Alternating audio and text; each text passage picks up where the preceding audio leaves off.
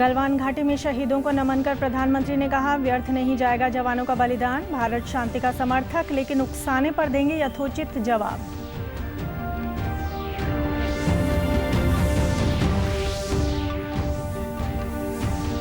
केंद्रीय गृह मंत्री और रक्षा मंत्री ने दी शहीद सैनिकों को श्रद्धांजलि। ट्वीट संदेश के माध्यम से उनके साहस और शौर्य को किया सलाम।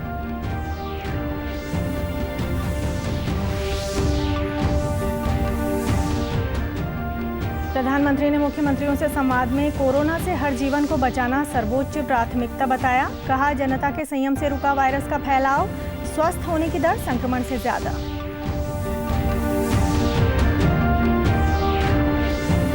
और मुख्यमंत्री मनोहर लाल ने नूंह में कहा, गौकशी के मामलों में जल्द कार्रवाई के लिए स्थापित होंगी फास्ट ट्रैक कोर्ट। धर्म परिवर्तन पर रोक के लिए पास होगा विधेयक। नमस्कार, मैं ऋतु कौशिक। अब समाचार विस्तार से। राज्यों के साथ संवाद के दौरान प्रधानमंत्री नरेंद्र मोदी ने आज चीन के साथ सीमा पर हुई झड़प पर बड़ा बयान दिया। उन्होंने देश को भरोसा दिया कि जवानों का बलिदान व्यर्थ नहीं जाएगा। प्रधानमंत्री ने कहा कि भारत शांति चाहता है, लेकिन उकसाने पर हम यथोचित जवाब देने में सक्षम हैं। उन्होंने कहा कि भारत की अखंडता और संप्रभुता सर्वोच्च है। इसकी रक्षा से हमें कोई रोक नहीं सकता। इस बारे में किसी को कोई संदेह नहीं होना चाहिए।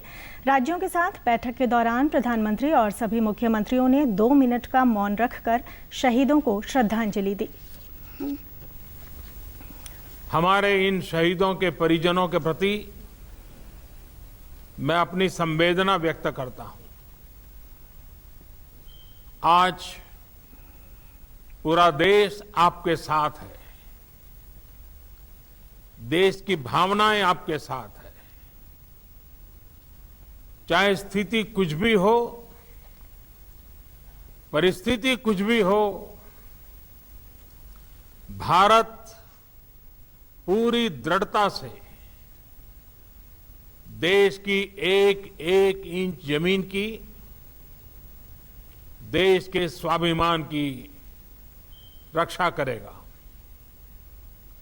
भारत सांस्कृतिक रूप से एक शांति प्रिय देश है। हमारा इतिहास शांति का रहा है। भारत का वैचारिक मंत्र ही रहा है, लोकाः समस्ताः सुखिनो भवन्तु। हमने हर युग में, पूरे संसार में शांति की, पूरी मानवता के कल्याण की कामना की है। हमने हमेशा से ही अपने पड़ोसियों के साथ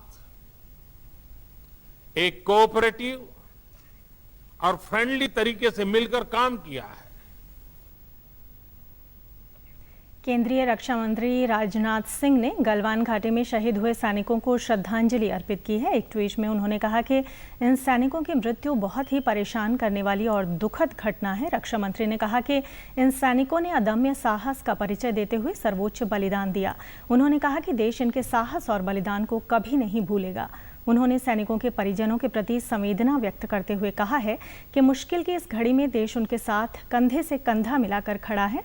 वहीं मुख्यमंत्री मनोहर लाल ने भी ट्वीट कर शहीद सैनिकों को श्रद्धांजलि देते हुए उनके परिवार के प्रति संवेदना जताई।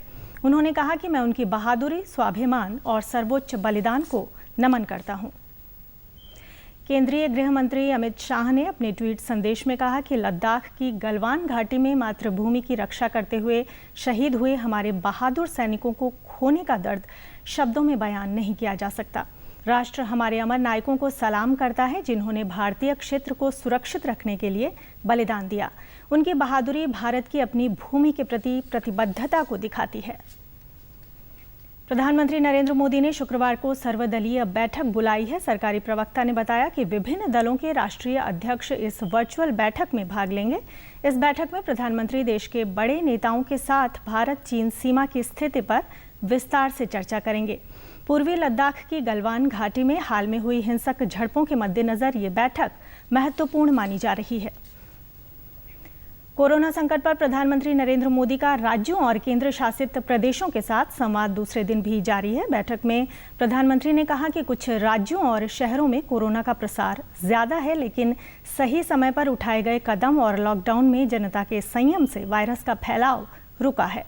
उन्होंने कहा कि हर जीवन को बचाना हमारी सर्वोच्च प्राथमिकता होनी चाहिए। देश में कोरोना से ठीक होने वालों की संख्या सक्रिय मामलों से ज्यादा है। अनेक जगहों पर प्रशासन की तत्परता और हमारे कोरोना योद्धाओं के समर्पण की वजह से हमने हालात को नियंत्रण से बाहर नहीं जाने दिया है। समय पर ट्रेसिंग, ट्रीटमेंट और रिपोर्टिंग, उसके कारण हमारे यहाँ संक्रमण से रिकवर होने वालों की संख्या लगातार बढ़ रही है। ये राहत की बात है कि आईसीयू और वेंटिलेटर केयर की जरूरत भी बहुत कम मरीजों को पड़ रही है। समय पर उठाए गए सही कदमों के कारण हम सभी इस बड़े खतरे का मुकाबला कर पाए हैं। कोरोना महामारी को लेकर देशवासियों के लिए राहत की खबर है। कोरोना संक्रमण से स्वस्थ होने वालों की संख्या में लगातार इजाफा हो रहा है। देश में कोविड-19 से उपचार के बाद स्वस्थ होने की दर बढ़कर 52.47% हो गई है। अब तक 1,86,000 से ज्यादा रोगी संक्रमण मुक्त हो चुके हैं। मौजूदा समय में 1,55,227 संक्रमित रोगियों का उपचार चल रहा है। कोरोना संक्रमण की जांच के लिए आईसीएमआर की परीक्षण क्षमता लगातार बढ़ाई जा रही है। स्वस्थ होने वालों की दर में शीर्ष 5 राज्यों और केंद्र शासित प्रदेशों में चंडीगढ़, अंडमान निकोबार द्वीप समूह, राजस्थान, मध्य प्रदेश और पंजाब है। यहां पर स्वस्थ होने वालों की दर 72% से अधिक है। इस बार अंतर्राष्ट्रीय योग दिवस समारोह की शुरुआत प्रधानमंत्री नरेंद्र मोदी के संदेश के साथ होगी। दूरदर्शन सुबह 6:30 बजे इसका प्रसारण करेगा। प्रधानमंत्री नरेंद्र मोदी 21 जून को अंतर्राष्ट्रीय योग दिवस के अवसर पर देश को संबोधित करेंगे। उनका यह संबोधन दूरदर्शन पर प्रसारित होगा। इसे अन्य डिजिटल मंचों पर भी देखा जा सकेगा।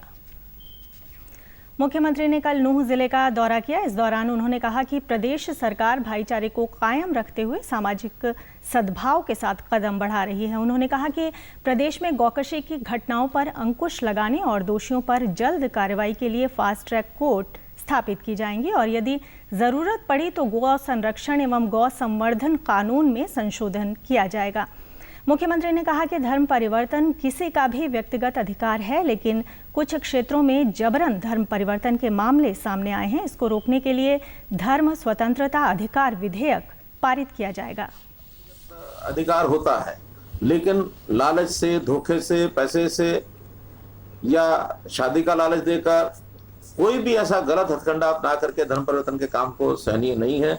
ये हमारे संविधान में भी वर्जित है और इसके लिए एक धर्म स्वातंत्र्य विधेयक ये हम लेकर के आएंगे ताकि अगर कोई इस प्रकार का दोषी पाया गया तो उसके खिलाफ।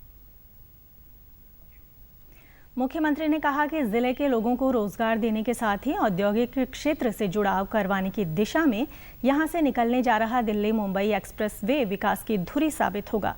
इसका निर्माण कार्य शुरू हो गया है और आने वाले समय में इस एक्सप्रेस वे के साथ ही नूंह जिले में औद्योगिक निवेश की संभावनाएं प्रबल होंगी।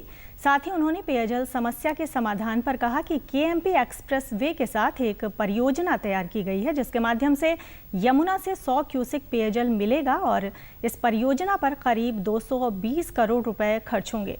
वहीं मुख्यमंत्री ने जिला अधिकारियों व विभिन्न सामाजिक व धार्मिक संगठनों के प्रतिनिधियों की बैठक में सामाजिक सद्भाव को निरंतर बनाए रखने की अपील की। एक्सप्रेस यानी एक्सप्रेस हाईवे वो बन रहा है, उसका काम शुरू हो चुका है। तो इसके दोनों तरफ उद्योग लगे तो उद्योग जगत के नाते से बहुत से लोग यहाँ आने के लिए तैयार हैं। हम जहाँ पंचायती ज़मीनें उपलब्ध होंगी पहले पंचायती ज़मीनों पर, फिर बाद में ज़मीनें खरीद करके उद्योग को कैसे आगे बढ़ाया जाए। हरियाणा के शिक्षा मंत्री कंवरपाल गुर्जर ने संकेत दिए हैं कि कोरोना की तात्कालिक स्थिति के आधार पर ही स्कूल खोले जाएंगे। उन्होंने महर्षि वाल्मीकि संस्कृत विश्वविद्यालय कैथल द्वारा करवाए जा रहे महामारी निवारण अनुष्ठान में भाग लिया। इस अवसर पर उन्होंने कहा कि बच्चों के लिए पढ़ाई बहुत ज़रूरी है, लेकिन बच्चों का जीवन हमारे लिए सबसे ज़रूरी है। वैसे अभी तक शिक्षा विभाग ने 11वीं और 12वीं के लिए 15 जुलाई, 6ठी से 9वीं के लिए 15 अगस्त तक और पहली से 5वीं के लिए अगस्त के बाद कक्षाएं शुरू करने का निर्णय लिया है, लेकिन कोरोना की स्थिति के अनुसार इसमें बदलाव भी किया जा सकता है। उन्होंने कहा कि सरकार द्वारा जारी आदेशों के अनुसार कोई भी स्कूल पिछले साल से ज़्यादा ट्यूशन फीस नहीं ले सकता और यदि कोई शिकायत मिलती है तो ऐसे स्कूलों के खिलाफ कार्रवाई की जाएगी। शिक्षा मंत्री ने कहा कि विज्ञान विषय को छोड़कर बाकी सभी विषयों के विद्यार्थियों को अगली कक्षा में प्रमोट कर दिया था, लेकिन जिन विद्यार्थियों को 11वीं में साइंस में प्रवेश लेना है उनकी परीक्षा ली जाएगी। उन्होंने बताया कि लगभग 60,000 विद्यार्थियों ने साइंस की परीक्षा देने के लिए आवेदन किया है।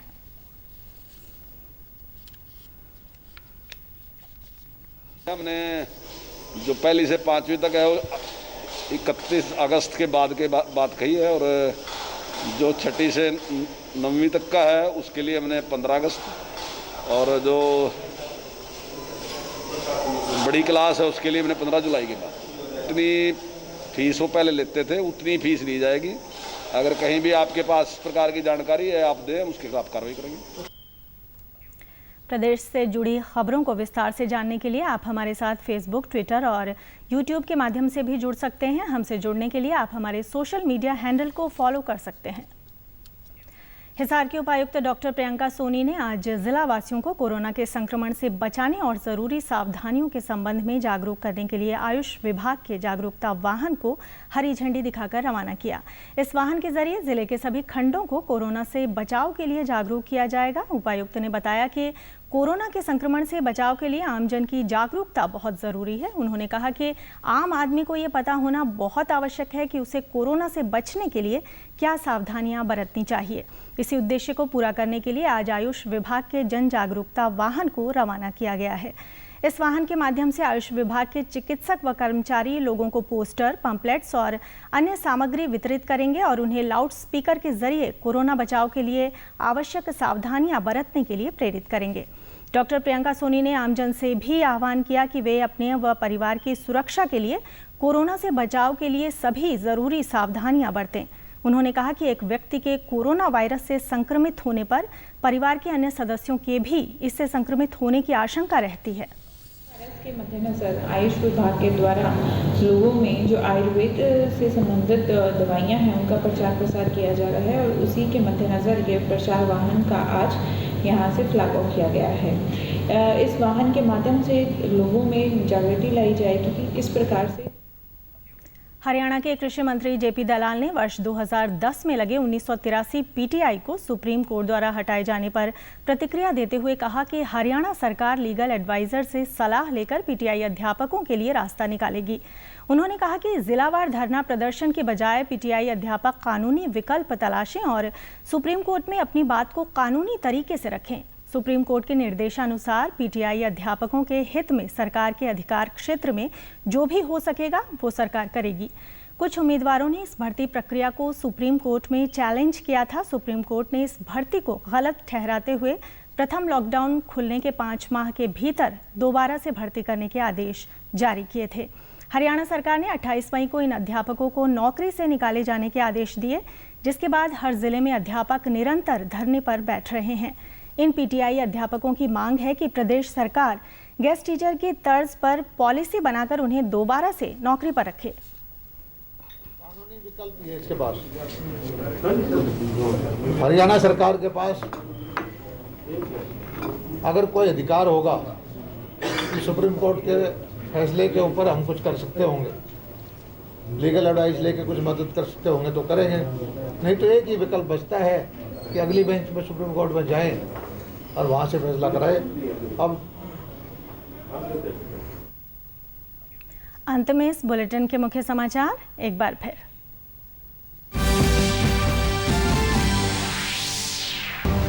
गलवान घाटी में शहीदों को नमन कर प्रधानमंत्री ने कहा, व्यर्थ नहीं जाएगा जवानों का बलिदान। भारत शांति का समर्थक, लेकिन उकसाने पर देंगे यथोचित जवाब।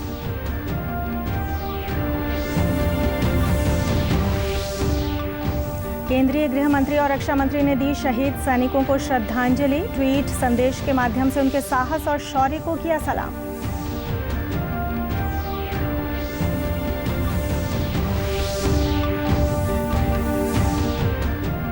प्रधानमंत्री ने मुख्यमंत्रियों से संवाद में कोरोना से हर जीवन को बचाना सर्वोच्च प्राथमिकता बताया। कहा, जनता के संयम से रुका वायरस का फैलाव, स्वस्थ होने की दर संक्रमण से ज्यादा। और मुख्यमंत्री मनोहर लाल ने नूंह में कहा, गौकशी के मामलों में जल्द कार्रवाई के लिए स्थापित होंगे फास्ट ट्रैक कोर्ट। धर्म परिवर्तन पर रोक के लिए पास होगा विधेयक। समाचारों में आज इतना ही। नमस्कार।